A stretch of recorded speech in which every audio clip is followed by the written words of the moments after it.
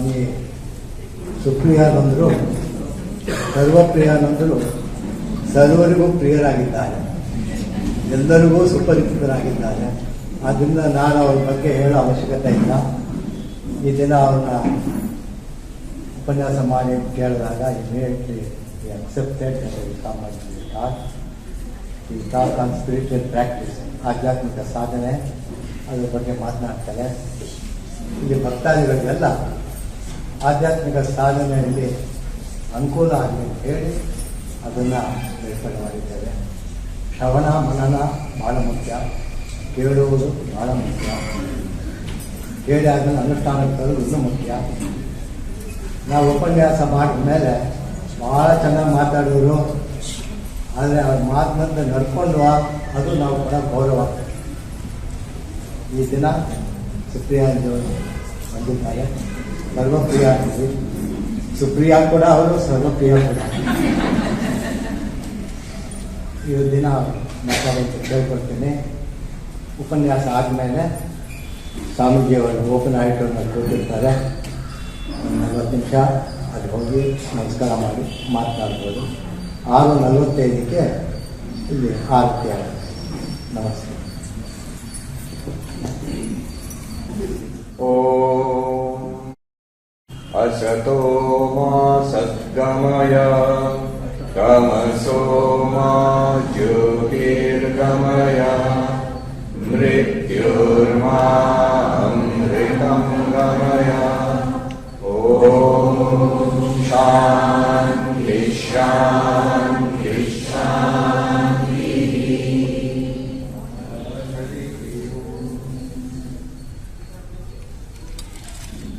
New York have to translate this, but here I don't have to translate it. It gives me great pleasure to be here with all of you this evening. I am especially grateful to Revered Adyaksha Maharaj, who has very kindly invited me here, and to all of you, because you have gathered here in such large numbers. It's a little scary to speak here in this much, especially. Because in this part, the speciality is that a number of very senior Swamiji stay here. And for me to speak in front of them, it's a scary thing for me. And the subject is spiritual practice. And these Swamijis, they have been practicing sadhana for all their life. Before I was born also, from that time onwards, they are practicing. And in front of them, I have to speak about spiritual practice. This is, in Sanskrit, there's a word, Rishtata. But I am speaking as like a child before the parents. So in that sense, with their blessings only, I would like to say a few words. Subject is a broad subject, as Adyaksha Maharaj said, spiritual practice, sadhana.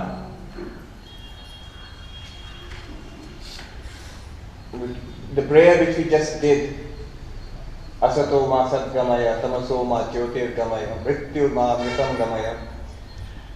Really, it is a prayer to Ishvara, to Bhagavan.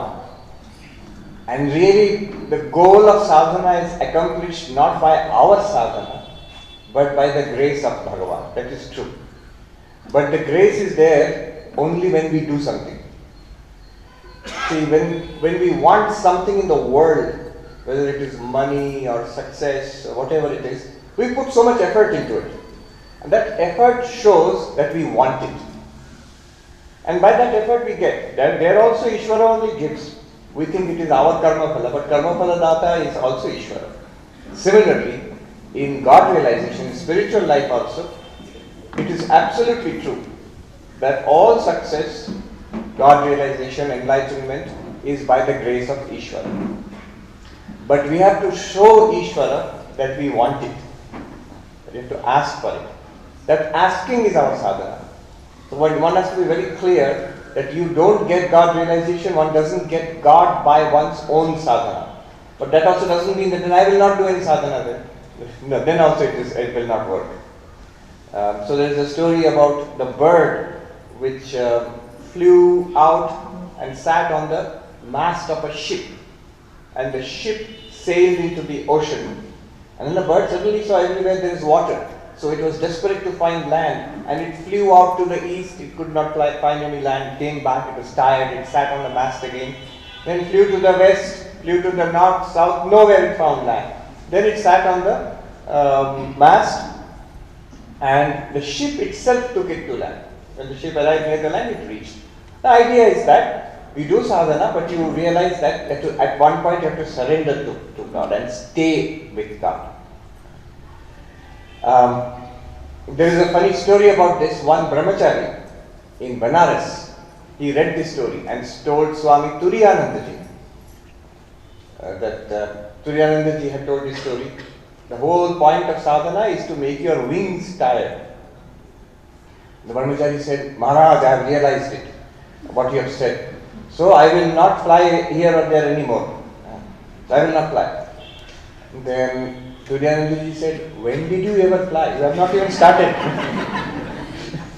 A little bit flying is necessary. So that little bit flying we will talk about today.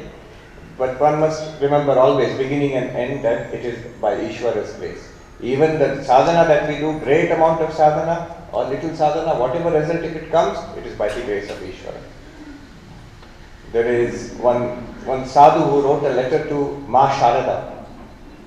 And the letter is written, Ma, I have gone to, I am in Rishikesh for many months now, doing so much tapasya. When will Sri Ramakrishna be gracious to me and give the vision to me?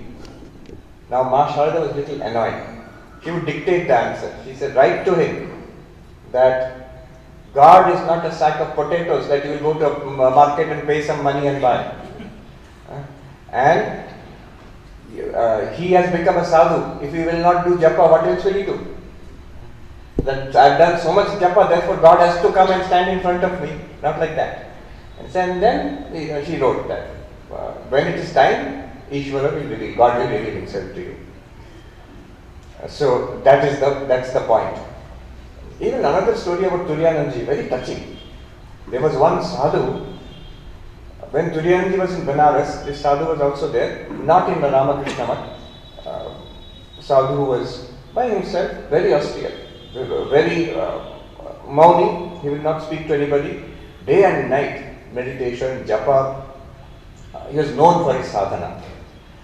And only he would come to Turiyanandaji in our ashram in the hospital in Benares. He would come there, and there also he will not talk. He will sit in front of Turiyanandaji like this. Something unspoken, he is telling. And Turiyanandaji would pat him on his back and say, Baba, you have done enough. Now surrender to the Divine Mother. She will give in her own time.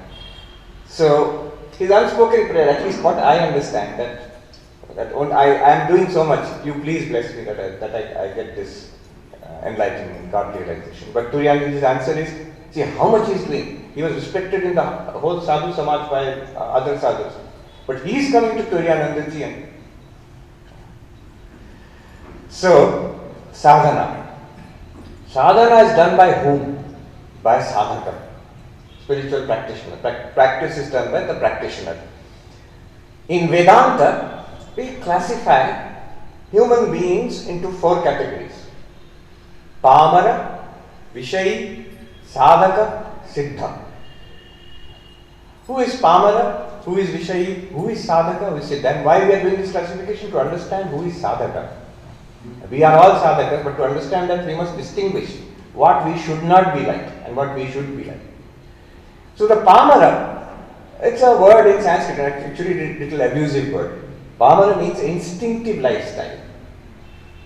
I want to enjoy, I want to be rich, I want artha and kama.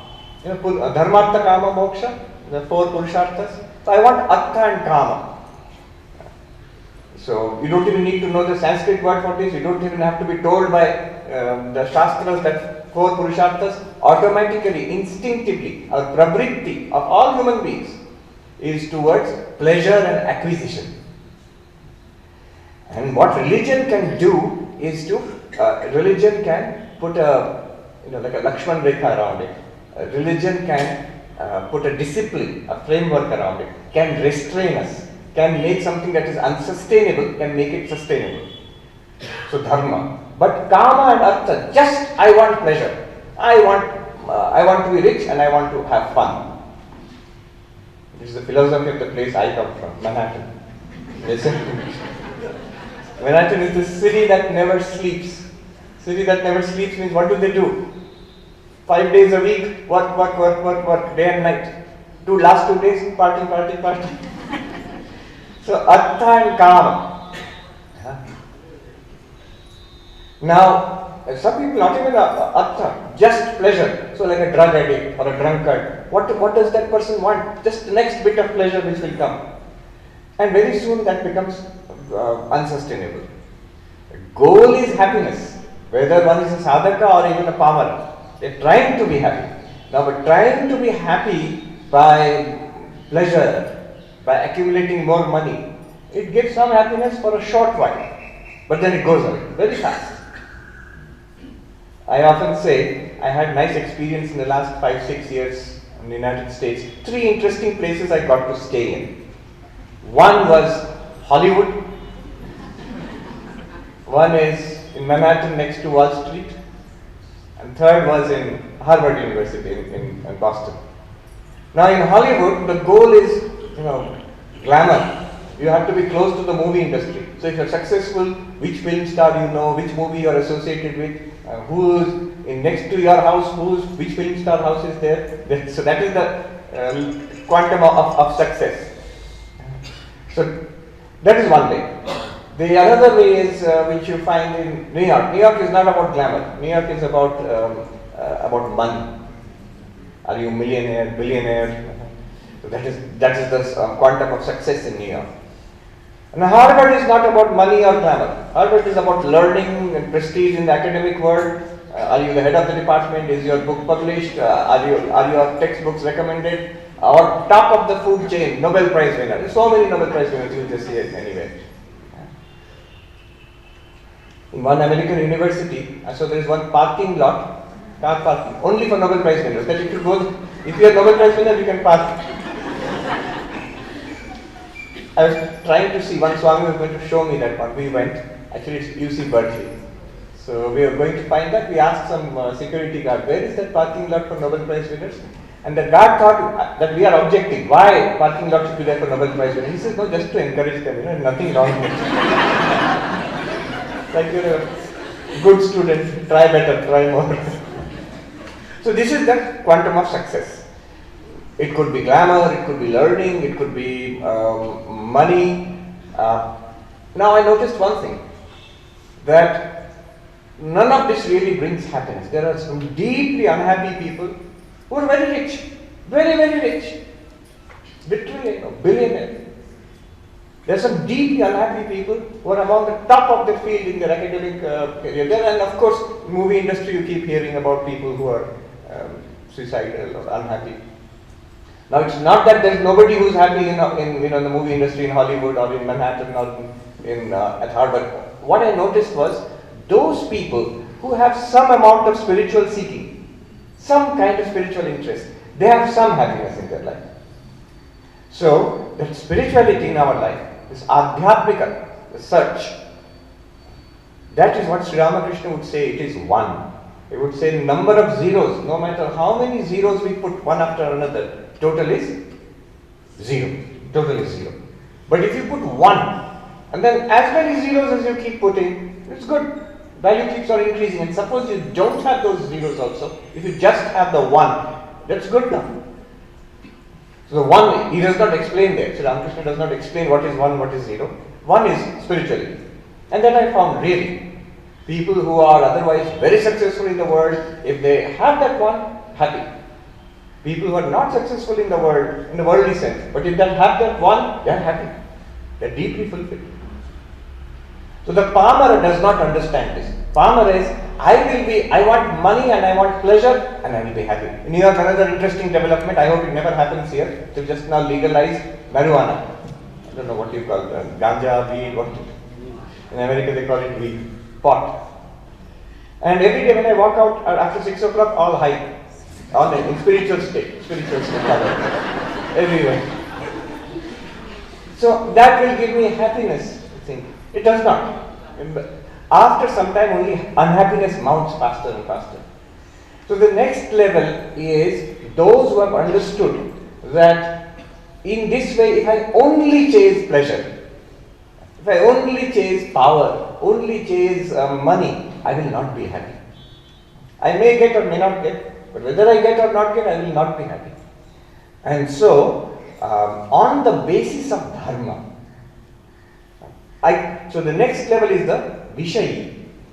And the Vishayi is a person who still has desires, who wants to be rich and powerful and successful and enjoy life, but on the basis of decency, morality, ethics, on the basis of dharma. So what does the Vishayi want? Also wants artha and kama, but on the basis of dharma, dharma artha kama. And that's why in Sanatana Dharma we never say kama, artha, dharma, moksha. No, dharma, artha, kama, moksha. So on the basis of dharma, one can pursue artha and kama. On the basis of a moral life, don't look worried. Everybody who is here has that basis. Otherwise, you would not be here. So dharma is the basis, and luckily in society, if not majority, at least a very large number of people are dharmika. In that sense that we all have a sense of decency, morality, some standards that I will not sink below this standard. If I sink below this standard, I feel guilty, I feel unhappy, I feel worried, and I struggle to come back to that standard. That's good enough. That's the beginning. But here also, over time, one realizes that there is no sustainable happiness in this world, no permanent happiness in this world. And spirituality promises that there is a higher goal, higher purpose in life. And we call it moksha, God realization, enlightenment. Many, many words in Indian civilization: moksha, nirvana, apavarga, kaivalya. Many, many words are there. And from most ancient times, this civilization, our civilization, understood it. That this is possible. That there is a possibility of deep happiness, of sustainable happiness, fulfillment. There is a possibility of going beyond sorrow. Atyantika dukkha nivritti paramananda praktishcha. Total cessation or transcendence of sorrow and suffering in this very life itself, and attainment of deep fulfillment. That is moksha, definition of moksha.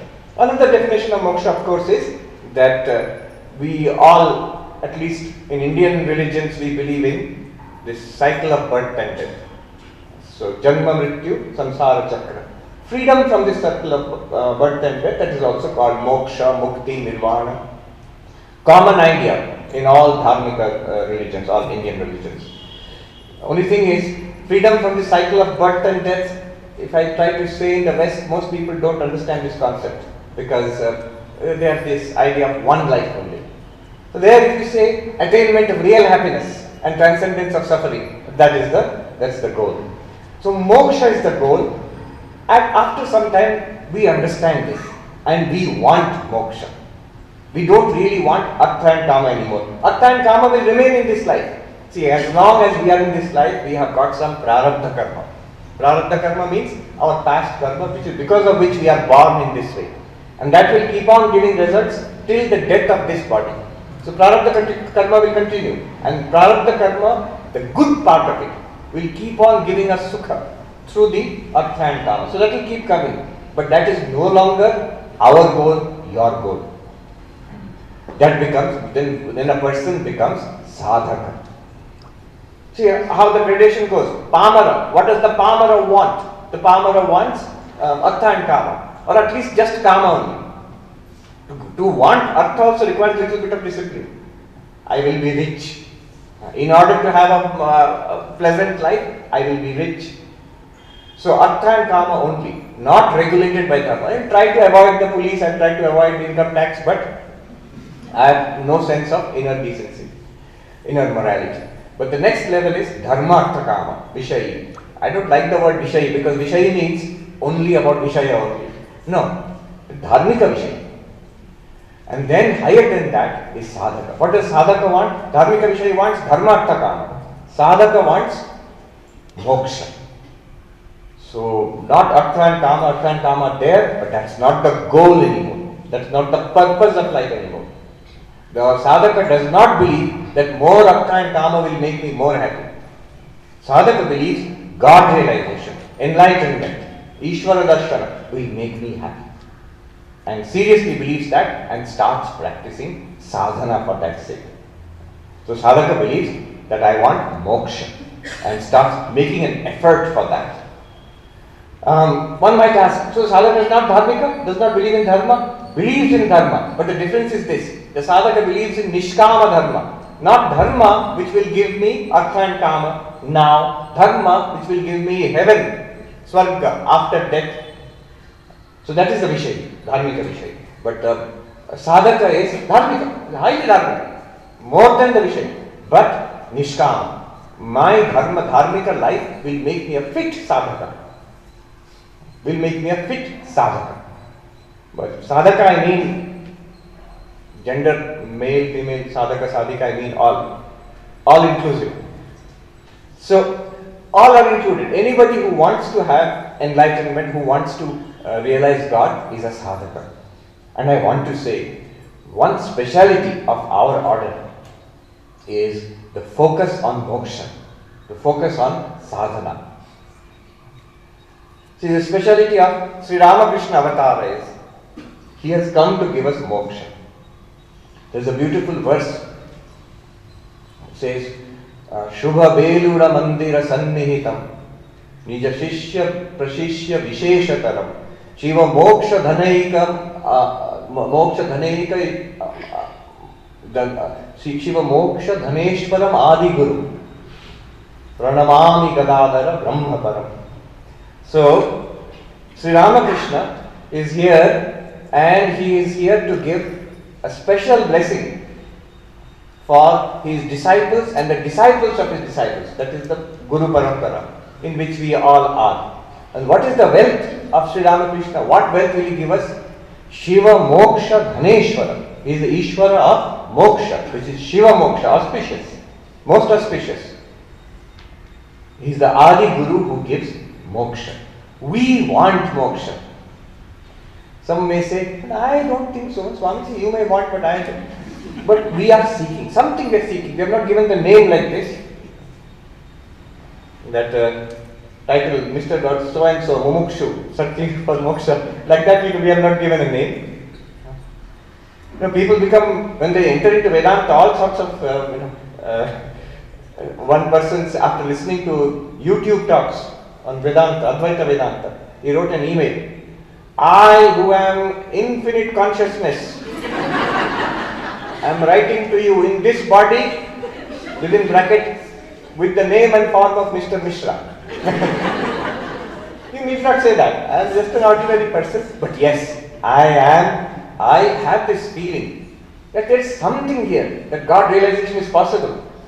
That one can go beyond this endless cycle of pleasure and pain. One can go beyond samsara. That it is true. For thousands of years, what our forefathers have told us in this civilization, it is true that spiritual life is possible. It is possible for all, and we can all become enlightened. Yes, it may take more than one life. May take. If we are sincere in this life itself. If we don't try too hard, very soon. Once we have started trying, we'll never go back. Sri Krishna tells Arjuna had this doubt. I will do sadhana, you are telling me. It's especially 6th chapter, meditation chapter. Arjuna said, very difficult. So, suppose I don't do meditation, what will happen? He realized, he is honest, we are not honest. Arjuna is very honest. He knows it's difficult. So he asked Krishna, suppose I don't practice sincerely, then what will happen? Sri Krishna says, guarantee, no problem. Do not worry. Anybody who has started walking on this path never comes to a bad end. Suppose you do not realize God in this life. No loss is there. Next life, you will begin from where you have left off. A little doubt will be there. They were all Vedic religious, so their idea was, I will go to heaven after death. But I am not doing all the yaga yajna, only I am doing jnana, bhakti and all that. So what will happen to me? If I don't realize God after death, what will happen to me? And Krishna says, what those fellows who are doing Vedic yajnas, the heaven, highest heaven they will go to, you will automatically go there. And you live there, Shashwati Sama. For a long time you live there, and then again come back to this earth and start your sadhana again. No loss is there. No harm is there. This is one path where there is no harm at all. And only progress is possible. So this is sadhana. We become sadhakas. We are sadhakas. All of us here. First thing we need to do in spiritual practice is to admit that I am a sadhaka. You don't have to tell everybody. And from now on, please call me sadhaka. MA, BA, PhD, sadhaka. No. But internally. See, Mahatma Gandhi, one very beautiful thing I read, he says in his autobiography, who am I? When people ask who am I, some people think I am a politician. Some people think I am a freedom fighter. Some people think I am a social reformer. But if you ask me who am I will say I am a simple man in search of God. A simple man in search of God. We should all be able to say that I am a simple person in search of God. With all these activities, was he not a freedom fighter? Was he not a politician? Was he not a social reformer? Everything he was. You know, Mahatma Gandhi, those who have seen Mahatma Gandhi's complete works, one Almira full, I have seen in library, 100 volumes. How that man in the midst of an intensely busy life could write so much. And in the midst of it all, what is he doing? He says, this is sadhana for me. I am trying to find God, to realize God. So we should all be like that. Whatever circumstance you are, wherever we are, whatever we are doing, we are sadhakas. Internally, what am I doing in my life? I am seeking God. There is one thing higher than this also. Something called siddha. The sadhaka one day will become perfected, siddha. What does sadhaka want? Remember the structure. Pamara, artha and kama. The dharmika vishay, dharmartha kama. Sadhaka, nishkama dharma, but moksha. What does siddha want, the perfected one? Nothing. Shankaracharya sings, na dharmo, na chartho, na kamo, na moksha. Chidananda Rupa Shivoham Shivoham. So that stage we will all reach. In this life or the next, by the grace of God, we will all reach. That is our goal. That is siddha. Now, the whole question, why I said all this. What is spiritual practice? Who is it for? In this structure, Pamara, Vishayi, the Dharmika Vishayi, Sadhaka and Siddha. It is the Sadhaka who does spiritual practice. Pamara has no interest. They will never come here. At the most, little refined Pamara may come, nice garden. Will come to garden. Sit there, enjoy the peace and then go away. Temple, no interest.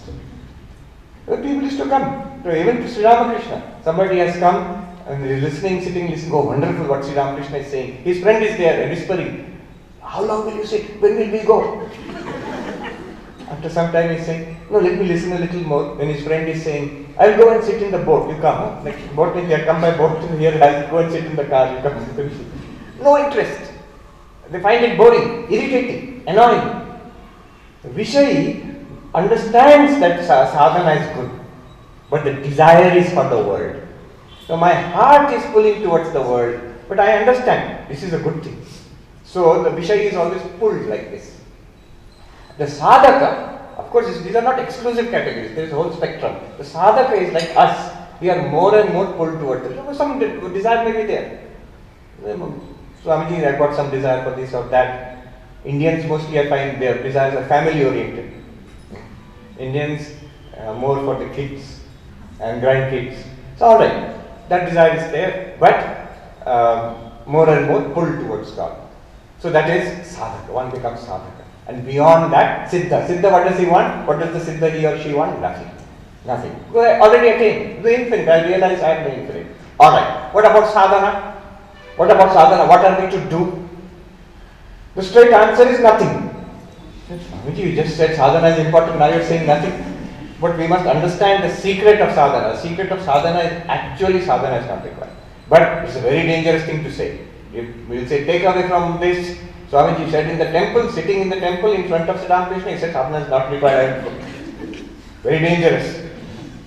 But understand carefully. Very great amount of sadhana is required, but in what sense not required? Advaita Vedanta. Vedanta tells us you are Brahman, Tattvamasi. You are that reality. But then what happens is, if I am infinite existence, I am not born, there is no question of dying. One of a funny story, one of our sadhus in Uttarakhand, Himalayas. So he had this whole debate going on. We all, Hindus, Buddhists, Jains, Sikhs, we talk about multiple lifetimes, Punarjanma. And Muslims, Christians, Jewish people, they talk about one life, no Punarjanma, only one life. Which is correct? Punarjanma in Hindi, Punarjanma ya Punarjanma nahi hai. Debate. So very soon the monks in our cottage, they got tired of it. So he took his debate to the next cottage where a great Vedantic sadhu was there, non-dualist in those days. So I heard the story from that monk once. So he said, I took it to him and I asked him, Mahatma ji, boliye, Punarjanma ya Punarjanma nahi hai? Punarjanma hai ya nahi? Is there, many of you understand Hindi. So if, is there Punarjanma or not? And then that sadhu said to him, जब जन्म ही नहीं तो पुनर्जन्म काहे का? महात्मा जी आप मांडुक्य पढ़िए.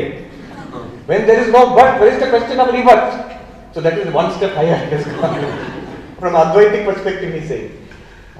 So there is, from Advaitic perspective, you are Brahman already accomplished, not by sadhana. You are not going to produce, you are not going to change from yourself into Brahman, refine oneself into Brahman. No, we are Brahman already. But the problem is, we say, that may be so, but I don't know. I don't understand this. If I don't understand this not understanding is the problem called ajnana, ignorance. And since problem is there, problem has to be removed. I say, you are telling me, Upanishad telling me, everybody is telling me that you are Brahman. I don't understand. Then, this ignorance, I am admitting, I have ignorance. In Gita Bhashya, after a lot of discussion on Vedanta, one Purva Paksha asks Adi Shankaracharya, Siddhanta, who has got ignorance? In Advaita Vedanta, you are telling us there is ignorance is there, but also you are telling me that I am Brahman. Then who is the one who has got ignorance? Brahman can't have ignorance. So Shankaracharya's answer is very, very funny and very precise. Who has got ignorance? Shankara asks him, why do you ask? So because I don't know. You admitted you have got ignorance. You just said I don't know. I don't know means ignorance. So we say we are ignorant of our nature as Brahman. We don't know. Maybe that I am Brahman, but I don't know. Honestly, I must admit I don't know it. If I have ignorance, then problem has to be solved. The only solution for ignorance is knowledge. Problem, ignorance. Solution, knowledge. What is the methodology? What is the sadhana? Where sadhana starts. The sadhana for getting knowledge is like any sadhana for getting knowledge. You want to learn physics, chemistry, Sanskrit, you go to school, you take the textbooks, listen from the teacher, think about it. You will get that knowledge. Shravana, Manana, Nijidhyasana. Systematically study Vedanta, but listen to the teacher, study the text, think about it, meditate upon it, you will get knowledge. Then we scratch our head and say, that is alright. I have been doing for 50 years. Before you were born, Swamiji. For last 50 years I am doing. This what you are saying I am doing. No knowledge, nothing. I remember very touching. One great scholar, I will not take the name, still living. I can take the name because he is such a great person. So much humility he will not mind. Krishnamurti Shastrigal. He is in Chennai. He is the head of the Sanskrit college in Chennai. Wonderful teacher. So once he was teaching us, he had come to Bengaluru, he was teaching us Adhyasa Bhashya of Shankaracharya. The whole lecture in Sanskrit without reference to textbook. We are just looking here and there. Commentary, sub-commentary, everything memorized. We asked, how do you remember all this? He said, this is more than, counting this, more than 1,000 times I have taught the same topic. So I remember. Then somebody asked, he himself said, very touching. He said, I am Shastri Krishnamurti Shastrigal Mahamahopadhyaya. All these degrees I have got for last 60, 70 years I am teaching Vedanta. If you ask, am I Brahmagyani? There are tears in his eyes, he says. But such a person will surely get, there is no doubt about it. A little difference only, a little gap remains for such people. So, we say, no, I am doing Vedanta. All people say, all your YouTube talks I have heard, but I am not hearing it. So, Sri Ramakrishna, once the discussion is going on in Vedanta, Sri Ramakrishna is not saying anything, he is sitting quietly and listening. And when he says, in Bengali, he says, Kathagulo to bhalo, dharana hova chahiye. These words are all very good, but there should be dharana. One should absorb what is being said. So this lack of dharana, why we are not able to absorb it? This is called chitta vikshepa, unsettled mind, flickering mind. Problem, flickering mind. Vikshepa, the restless mind problem. Then the solution, concentrated mind. Vikshepa is problem, solution is ekagrata. Method, sadhana, upasana, dhyana, meditation. So meditation is a way of settling the mind, focusing the mind. Then somebody will say, that also Swamiji have tried. Not working. More restless mind. That was Arjuna's complaint in 6th chapter of Bhagavad Gita. After Sri Krishna teaches, entire teaching is this whole chapter is on meditation. Arjuna says, this yoga that you have taught, O Madhusudana, I do not see any chance of success in this. Vayu eva sudushkaram. It's like trying to control the wind, contain the wind. Mind is so fickle. And then Krishna says, of course, what you are saying is right, but it's not impossible. And it has been done by many people. Abhyasa yuta kaunteya vairagyena chakriyate. Abhyasa vairagya. These two teaches about meditation. Problem, why meditation is difficult? Because the mind which we are trying to concentrate is impure, is highly disturbed, has been damaged. So this is called chitta mala, impure mind. Problem, impure mind. This is, I assure you, last level of problem. I will not go on more problems. Impure mind, chitta mala. And the solution for impurity, purity. Americans call it a no-brainer. No, purity. Chitta shuddhi is the solution. How will chitta shuddhi come? Karma yoga, nishkama karma. So sadhana is nishkama karma. Earlier all my action I was doing for I, me, mine. Now the same action, same job, same family, same community work, ashram work I do for Sri Bhagavan. Mentally. My Bhagavan is present in all of them. I am serving. In the school by teaching I am serving. In the community by taking care of people I am serving. In family I am serving the Lord in all these forms. In ashram I am coming and doing voluntary work and serving the Lord. Everywhere, all my activities. Some I have job, I get paid for it. That's different. But no problem. That's also serving the Lord. The Lord alone has put me there. God has put me in that position.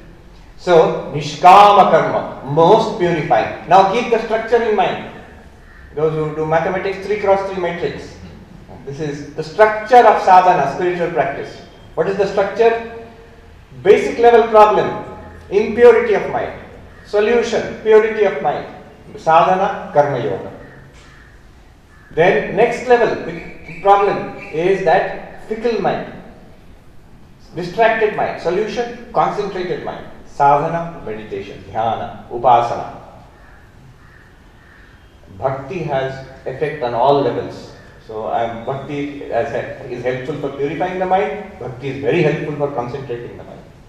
Then final level problem is ignorance. And ignorance, the solution is knowledge. Knowledge will come by jnana yoga. What do I have to do in jnana yoga? Shravana, manana, nididhyasana. This is the structure of sadhana. Which one should I do? Which is the problem? All problems, Swamiji. Then all sadhana we have to do. Stage by stage? No. All together. This stage by stage is explanation, analytical explanation. But actually in life, you have to do all together. You come for Vedanta class. Do your regular morning and evening meditation and puja. And try to convert our activities, whatever we do, whether in society outside or in ashram, convert it into a worship of God, mentally, worshipping the Lord. So this is the structure of sadhana. If you have the 3x3 matrix, Ajnana, problem. Solution, jnana. Method, sadhana, jnana yoga. Vikshepa, problem. Solution, ekagrata. I'm giving the Sanskrit terms. So, method, upasana, dhyana. And then, chitta mala, problem, impurity of mind. Solution, chitta shuddhi. The sadhana, karma yoga. So, karma yoga gives chitta shuddhi, bhakti yoga, dhyana yoga will give chitta ekagrata, jnana yoga will give jnana, and that jnana will remove ajnana. You are already Brahman. You will realize, we will realize, oh, I was already this. So, this is, but when we realize it's not that, suddenly I see, oh, I see something new. No, it was always there. We didn't see it. And all our problems will be at an end. We'll be in the midst of our life. But dukkeshu anudbigna mana sukheshu vigataspriya vidaraga bhaya krodha stitadi muni uchyate. We will become that stitadi muni which Krishna talks about to Arjuna. Dukkha will keep coming. So some are thinking, oh, then what is the use? But you will be safe from dukkha. You will get permanent security. And sukha will keep coming. Now some are smiling, oh good. No, that there will be no this priya, thirst, chasing after sukha, being afraid of dukkha. You become serene in the midst of dukkha, and there is no hankering for sukha. They come and go. One Buddhist teacher said, let it come, let it be, let it go. Whatever it is, good or bad, let it come, let it be, let it go. That will happen to us. And we will also. So will we be happy or not? Very happy, don't worry, guaranteed. Alright, so this is the structure of sadhana. If it is clear, now I will confuse you. In the last few minutes I will confuse you now. Remember, what I have told you is correct, also not correct. Why not correct? Listen carefully. This is the structure of sadhana which I mentioned, but only from the Advaita Vedanta perspective. Advaita Vedanta perspective. Notice how they are privileged. Jnana Yoga talks. Through Jnana Yoga you will get moksha. Supported by Dhyana Yoga, Bhakti Yoga, Karma Yoga. We have all heard of necessary condition, sufficient condition. Jnana Yoga will give Brahma Jnana, sufficient. But others are necessary. So Karma Yoga, Bhakti Yoga, Dhyana Yoga, all are necessary. So, but they are privileged, one after another, sort of vertically stacked. Now, if you go to Sri Ramanujacharya, this is the land of Vedanta, where we are sitting. Shankara Matha is here, Sringeri is here. This is the land of Udupi, Madhvacharya is here. Sri Ramanujacharya spent a lot of his time here in Karnataka. So the three major streams of Vedanta, Advaita, Vishishtadvaita, Dvaita, all are here. And this is the source. One lecture Swami Vivekananda gave in Calcutta after coming back. Remember, at that time Calcutta was the capital of the British Empire, and Bengalis, so I am Bengali, I can criticize Bengali, so no problem. Bengali is very proud, and it comes from there. So we have got English education, British education for first and all.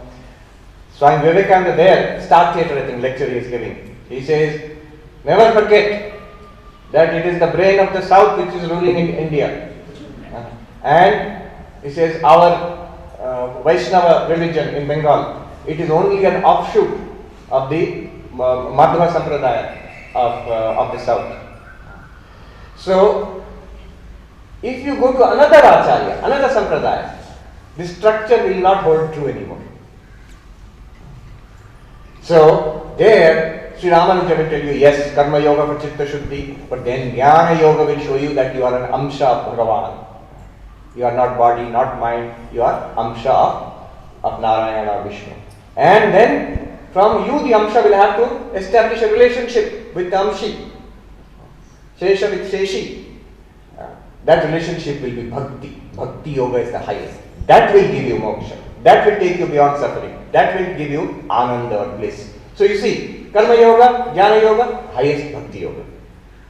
So depending on the paradigm which you follow, not only that, Swami Vivekananda said, if you step back from the Sampradaya, Advaita, Vishishtha, Dvaita, Dvaita, you just take the yoga themselves. Each yoga has its own paradigm. Bhakti Yoga says, that the problem is that God exists, you don't believe in God. God exists, you don't have faith in God, you don't surrender to God. That is why you are in sorrow. And the solution is to have faith in God, believe in God, worship God, love God, and surrender to God. Prapatti is a very powerful sadhana. Prapatti, surrender. When Raja Yoga, Patanjali Yoga comes and says that no, not believe in God, but experience. Religion is realization. Swami Vivekananda used this, a unique selling point in USA. First book which he got translated in USA in the Vedanta Society of New York was Raja Yoga. This was the commentary on Patanjali's Yoga Sutra. Why? Because he realized our age especially is an age of an empirical age. We want experience, we want proof, not just believe in God. So here is Vivekananda says, if God exists, I should be able to see God. If I have an immortal soul, I should be able to feel it. So the paradigm of yoga, Patanjali Yoga, is experience, not just believing. Here are the practices. Do these practices, you will experience for yourself. Very appealing. Then Jnana Yoga comes and says, the Jnana Yoga paradigm is, we're not talking about believing something. We're not even talking about extraordinary mystical experiences. Here is this life, your daily experience, waking, dreaming, deep sleep. Subject, object, drashta, drishya, panchakosha, the physical body, mind. That is enough. Everybody is experiencing it. That is enough. Based on that, we will do an inquiry, vichara, philosophical inquiry, rational inquiry, based on our quotidian experience, daily experience. And we will realize that we are Brahman. So these paradigms are different. Advaita says, problem is ignorance, solution is knowledge. So Jnana Yoga taught. Bhakti Yoga says, problem is lack of faith in God. Solution is faith in God and love and devotion to God. Raja Yoga says, restlessness of mind is the problem. Chitta Vikshepa, Samadhi is the solution. It will take you. Which one should we do? Which sadhana? All of them. This is the conclusion, great conclusion of Srimad Swami Vivekananda Maharaj, that harmony of four yogas. Bhakti Yoga, Raja Yoga, Karma Yoga and Jnana Yoga. All of them are to be practiced. Depending on your inclination, one will be, you will have an emphasis on one. You will see automatically, each one of us, we will slowly over time develop an emphasis on this side or that side. But the harmony of all four should be present in our lives.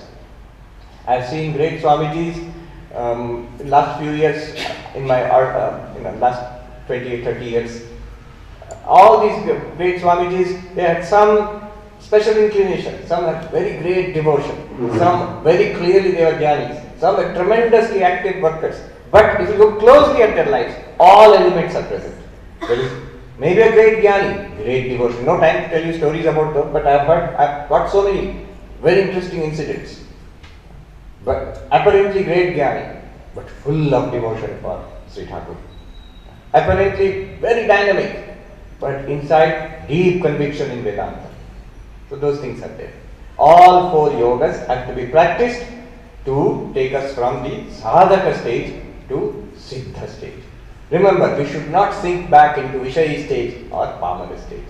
With prayers to Sri Guru Maharaj, Ma and Swamiji, may they bless us all. May we be sadhakas in this life, and in this life itself may we attain the siddha stage and realize and reach their lotus feet. This is my prayer.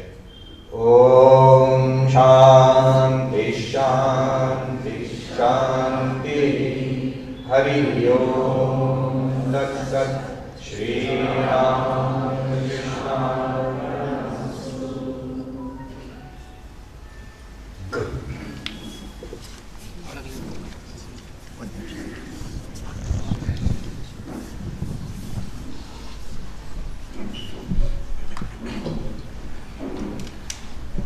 ಆಶ್ರಮದ ಪರವಾಗಿ, ನಮ್ಮ ಭಕ್ತಾದಿ ಪರವಾಗಿ,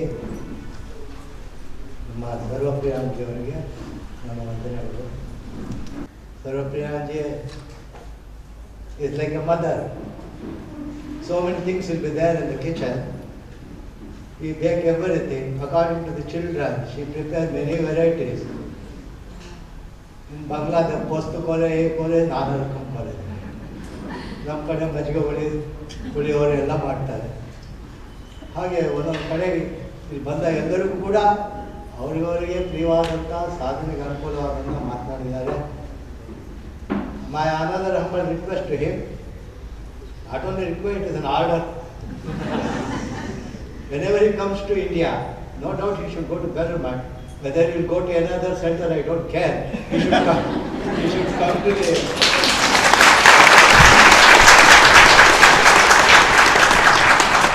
I don't care. He should not care. He should come to the Ulsoor Ashrama, not once, and 2-3 times he must speak on different subjects. Thank you.